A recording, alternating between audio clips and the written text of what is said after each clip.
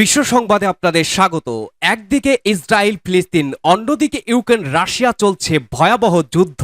ফিলিস্তিনের প্রতিটি মুহূর্ত কাটে মৃত্যুর আশঙ্কা নিয়ে। বিশ্বজুড়ে বাজছে যুদ্ধের দামামা। মানবতার ফেরিওয়ালারা বিশ্বব্যাপী বাক স্বাধীনতা নিয়ে চোখ রাঙায়, আর আত্মরক্ষার অজুহাত তুলে ফিলিস্তিনে নিরীহ মানুষের ওপরে রক্তগঙ্গা বইয়ে দিতে বিধ্বংসী অস্ত্রের যোগান দেয়। আর সেই অস্ত্রে রক্তপিপাসু সন্ত্রাসী গোষ্ঠী ইসরায়েল নির্মম গণহত্যা চালায়। জানিয়ে দেব যুদ্ধের বর্তমান পরিস্থিতি নিয়ে সর্বশেষ আপডেট সংবাদ। শুরুতেই শিরোনাম। ইসরায়েলের স্পর্শকাতর সামরিক স্থাপনায় আঘাত হেনেছে হিজবুল্লাহ ড্রোন।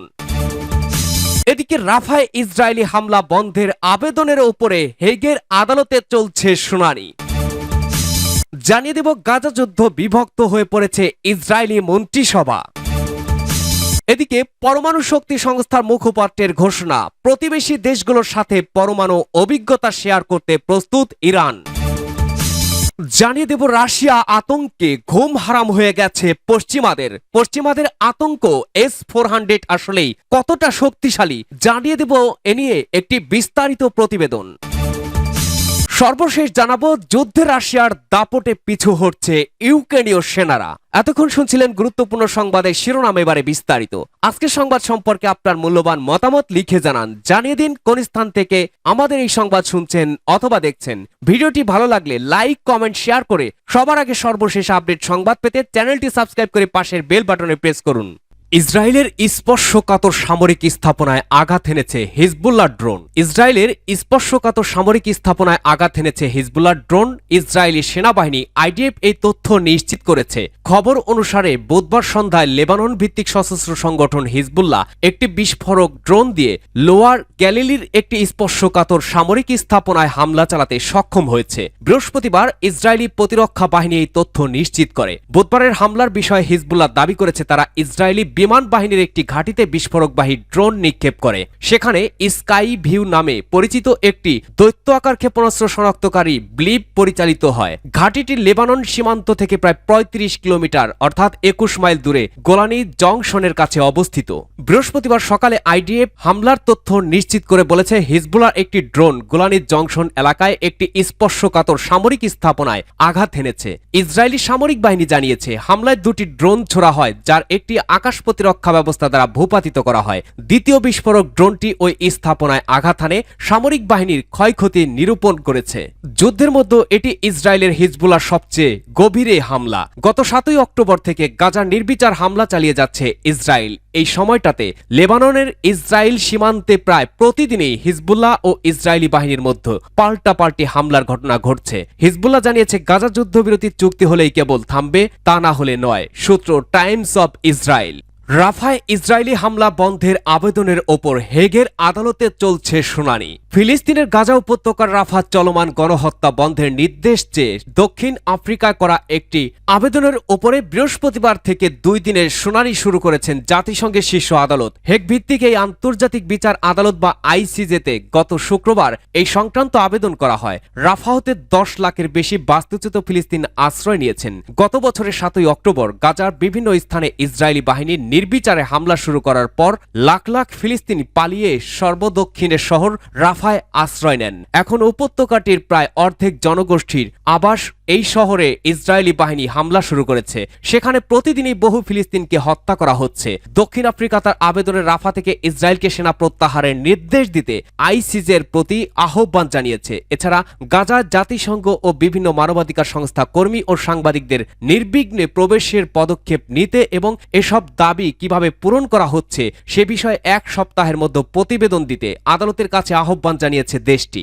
আবেদনে উল্লেখ করা হয়েছে রাফায় ইসরায়েলি অভিযান মানবিক সহায়তা ও মৌলিক পরিষেবা ফিলিস্তিনি চিকিৎসা ব্যবস্থা টিকে থাকা ও ফিলিস্তিনিদের বেঁচে থাকার ক্ষেত্রে চরম ঝুঁকির সৃষ্টি করছে।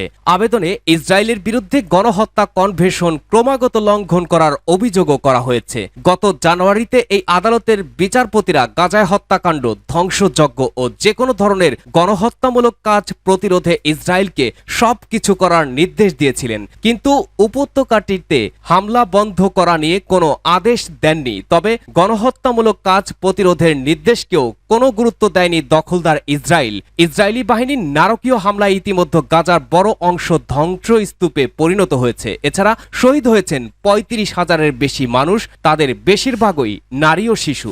আন্তর্জাতিক আদালত রাফায় ইসরায়েলি হামলা বন্ধের নির্দেশ দিতে পারে এমন আশঙ্কায় ইসরায়েলি নেতারাও উদ্বিগ্ন বলে হিব্রু ভাষার বিভিন্ন গণমাধ্যম এর আগে জানিয়েছে। গাজা যুদ্ধ বিভক্ত হয়ে পড়েছে ইসরায়েলি মন্ত্রিসভা। গাজা যুদ্ধ নিয়ে প্রতিরক্ষা মন্ত্রীর একটি বক্তব্য ঘিরে বিভক্ত হয়ে পড়েছে ইসরায়েলের যুদ্ধ মন্ত্রিসভা। গাজা যুদ্ধ উত্তর পরিকল্পনার অভাব নিয়ে ইসরায়েলি মন্ত্রিসভার এই বিভক্তি উঠে এসেছে জনসম্মুখে। বুধবার প্রতিরক্ষা মন্ত্রী ইয়ভ গ্যালেন্ট বলেছেন তিনি চান না ইসরায়েলি সেনাবাহিনী গাজা নিয়ন্ত্রণ নিক বা শাসনভার গ্রহণ করুক। এক সংবাদ সম্মেলনে তিনি বলেন, আমি পুনরায় উল্লেখ করতে চাই, আমি অবশ্যই গাজায় ইসরায়েলি সেনা শাসনকে সমর্থন করব না। ইসরায়েলের অবশ্যই গাজায় বেসামরিক শাসন জারি করা উচিত হবে না। প্রধানমন্ত্রী বেঞ্জামিন নেতানিয়াহুকে তিরস্কার করে গ্যালেন্ট বলেন, গত অক্টোবর থেকে চলমান সংঘাতের শুরুর পর থেকেই আমি বিষয়টি অব্যাহতভাবে মন্ত্রিসভায় উপস্থাপন করে যাচ্ছি, কিন্তু কোনো প্রত্যুত্তর পাচ্ছি না। প্রধানমন্ত্রীকে বলেছি একটা সিদ্ধান্ত নেন। অপরদিকে প্রধানমন্ত্রী বেঞ্জামিন নেতানিয়াহু ইঙ্গিত দিয়েছেন যে গাজার নিরাপত্তাজনিত বিষয়গুলোতে উন্মুক্ত নিয়ন্ত্রণ রাখতে চায় ইসরায়েল। তিনি এর আগে বলেছিলেন হামাসকে পুরোদমে পরাস্ত করা ছাড়া এই সংঘাতের অবসান হবে না। উল্লেখ্য ২০০৭ সাল থেকে গাজা নিয়ন্ত্রণ করছে ফিলিস্তিন প্রতিরোধ আন্দোলন হামাস। এদিকে গ্যালেন্টকে সমর্থন করেছেন যুদ্ধ মন্ত্রিসভার আরেক সদস্য বেনি গান্তোস। তিনি বলেছেন তিনি গ্যালেন্ট সত্য কথা বলেছেন এবং যে কোনো মূল্যে দেশের জন্য কঠিন কাজটি করা নেতৃত্ব দায়িত্ব।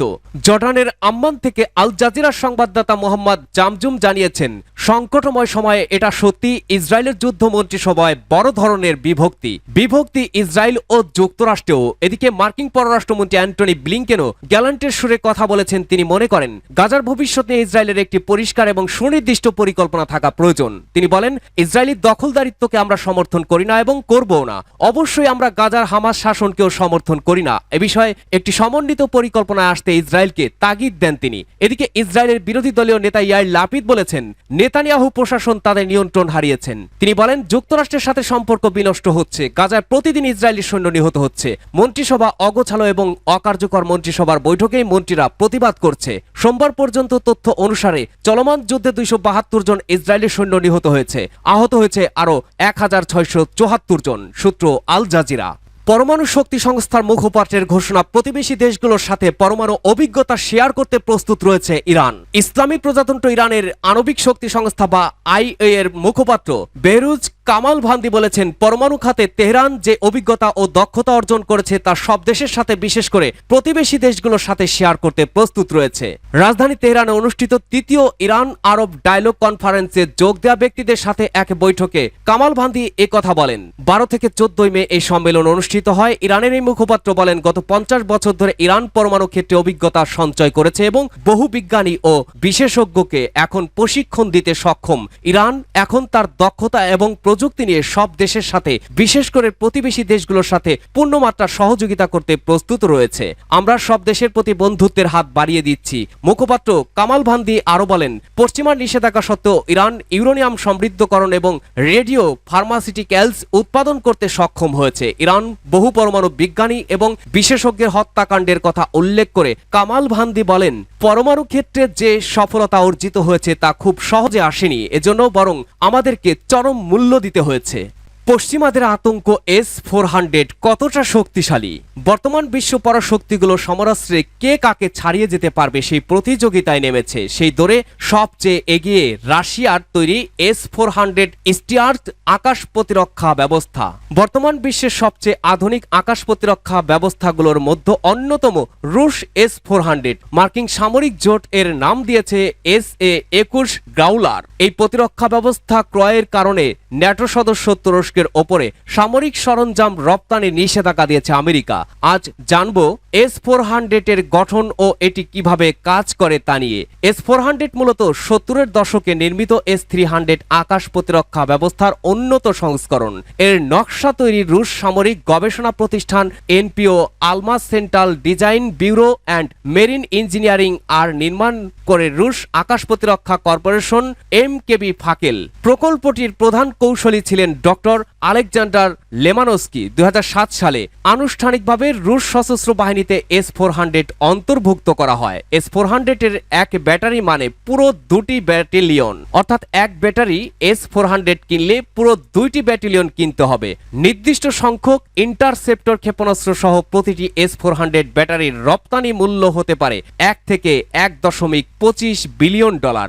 বলা হয়ে থাকে S-400 একসঙ্গে 300টি লক্ষ্যবস্তুর ওপরে নজরদারি চালাতে সক্ষম। এর স্বয়ংক্রিয় ক্ষেপণাস্ত্র ব্যাটারি একসঙ্গে 36টি ক্ষেপণাস্ত্র ছুড়তে পারে, যা 400 কিলোমিটারের মধ্যে যে কোনো লক্ষ্যবস্তুতেই আঘাত হানতে পারে। S-400 এর রয়েছে command and control vehicle, long range surveillance radar, engagement and fire control radar ও অল LTT ইকুইজিশন রাডার ও মোবাইল মাস্ট রাডার। এর মধ্যে এঙ্গেজমেন্ট রাডার 600 কিলোমিটারের মধ্যে সর্বোচ্চ 300টি লক্ষ্যবস্তুকে শনাক্ত করে তার তথ্য কমান্ড পোস্টে পাঠায়। সেখান থেকে লক্ষ্যবস্তু নির্দিষ্ট করার পর engagement and fire control radar ক্ষেপণাস্ত্রকে লক্ষ্যবস্তুতে আঘাতে সহযোগিতা করে। পশ্চিমাদের সবচেয়ে আতঙ্কের বিষয় হলো এই আকাশ প্রতিরক্ষা ব্যবস্থার মাধ্যমে স্টেলথ প্রযুক্তি সম্পূর্ণ বিমান বা ড্রোনও সহজেই শনাক্ত করা যায়। এমনকি খুব নিচ দিয়ে উড়ে আসা কোনো লক্ষ্যবস্তু নির্ধারণেও S-400 যথেষ্ট কার্যকরের পাশাপাশি S-400 শত্রুপক্ষের রাডার জ্যাম করতে পারে। সাধারণত একটি S-400 ব্যাটালিয়নের 8টি লঞ্চার, 32টি ক্ষেপণাস্ত্র এবং একটি কমান্ড পোস্ট থাকে। এতে ব্যবহৃত ক্ষেপণাস্ত্রগুলোর পাল্লা যথাক্রমে 40 কিলোমিটার, 120 কিলোমিটার, 250 কিলোমিটার ও 400 কিলোমিটার। যুদ্ধে রাশিয়ার দাপটে পিছু হটছে ইউক্রেন। কয়েক মাস ধরে রাশিয়ার ধীরগতির ভূখণ্ডগত অগ্রগতি ও মার্কিন সরবরাহকৃত অস্ত্র মোকাবেলায় প্রযুক্তিগত উন্নয়ন যুক্তরাষ্ট্রকেই ক্রমশ উদ্বিগ্ন করছে। তাদের আশঙ্কা, যুদ্ধের গতিপথ পাল্টে দেওয়ার মতো পর্যাপ্ত গতি অর্জন করেছে মস্কো। একের পর এক এলাকা দখলের সঙ্গে মার্কিন হিমার্স ব্যবস্থাও ধ্বংস করছে। সম্প্রতি রাশিয়ার সেনারা ইউক্রেনের দ্বিতীয় বৃহত্তম শহর খার্কিভে নতুন স্থল অভিযান শুরু করেছে। এর ফলে এরই মধ্যে সেনা ঘাঁটিতে পড়া ইউক্রেন নিজেদের শক্তি বাড়ানোর চেষ্টা করছে, তবে তাতে ঠেকানো যায়নি রাশিয়ার অগ্রযাত্রা। সেখানের বহু এলাকা দখলে নিয়েছে রুশ সেনারা। রুশ বাহিনীর চাপে কৌশলগত গুরুত্বপূর্ণ শহর খার্কিভের সীমান্ত অঞ্চলের কয়েকটি গ্রাম থেকে ইউক্রেন তাদের সেনা প্রত্যাহার করেছে।